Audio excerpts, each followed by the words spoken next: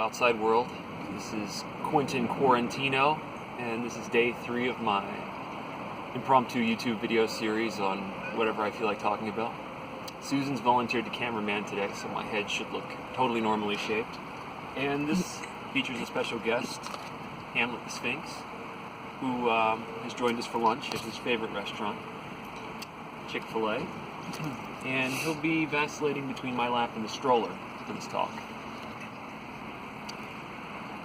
Today's topic, I think, is going to be academia and academic research and how it is basically impossible to get fired in academic research at any sort of major university.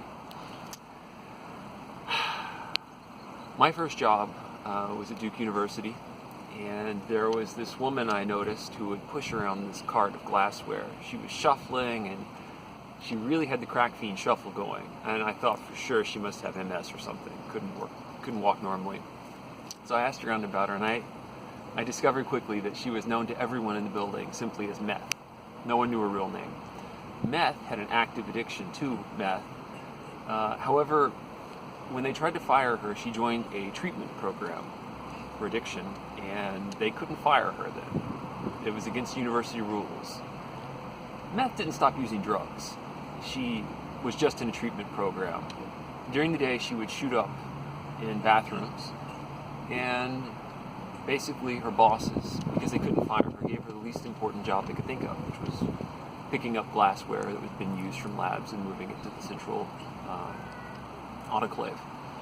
Anyway, normally this story would be about meth, but I actually have someone else I'd rather talk about who is even lower functioning, who still works in academia. And this is a woman I work with named Ruby. Ruby. Ruby had many negative qualities that made her unfit to work in any sort of lab setting or any work setting in general. She was insubordinate, extremely lazy, uncommunicative, resting bitch face. Nice lady otherwise. Thanks, Hamlet. So Ruby, the pièce de résistance of her incompetence came when the lab I worked in, we studied primate brains a lot, and we had about a dozen galagos, which are a small primate species, severed heads, and we decided to sell or send them to another lab somehow, and our PI put Ruby in charge of the process.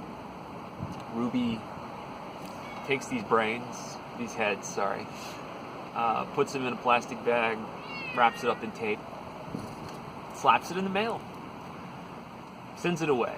No markings whatsoever that the cargo, no biohazard markings, no nothing.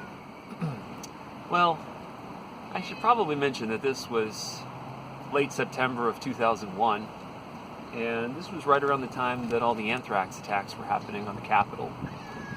And as luck would have it, Ruby's carefully wrapped package began leaking in the middle of the shipping center. And leaking packages weren't exactly welcome those days. Some shipping person opened it up and discovered that the unmarked wrapped package contained a dozen severed monkey heads.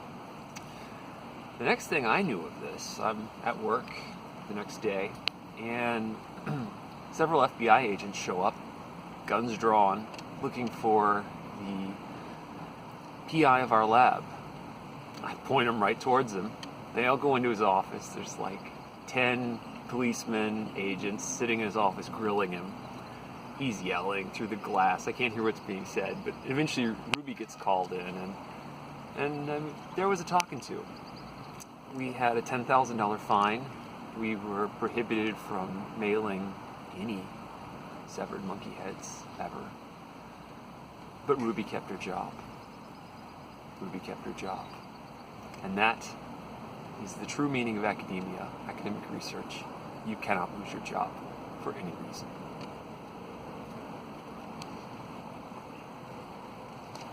How's that for one ski?